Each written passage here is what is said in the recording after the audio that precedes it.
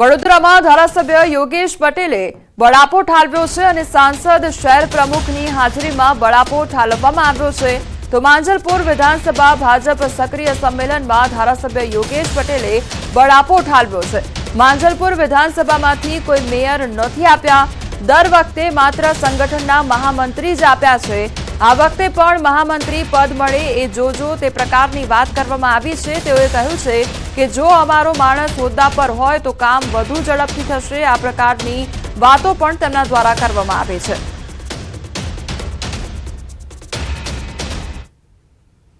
સાહેબ, અમને એક અન્યાય એ થાય છે કે આજ લગીને અમને કોઈ મેયર નિલેશ આપેલો તો 6 મહિના બાદ, એટલે પૂર્વ વિસ્તારમાંથી મેયર બહુ આવ્યા, ઉત્તરમાંથી બહુ આવ્યા, દક્ષિણમાંથી બહુ આવ્યા, એટલે પછી તોય અમારો વિકાસ વધારે થાય છે બધા કરતા। પણ જો અમારો કોઈ એક માણસ અંદર હોય ને તો આનાથી બી વધારે થાય ને।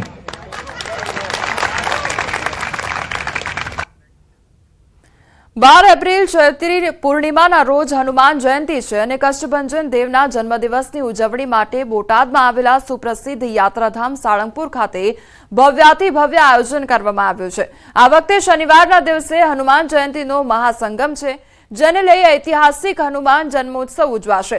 લાખોની સંખ્યામાં ભાવિક ભક્તો સાળંગપુર ધામ આવી શકે છે, જેના માટે મંદિર પ્રશાસન દ્વારા ભક્તોની સુવિધા માટે ખાસ તૈયારીઓ હાથ ધરવામાં આવી છે।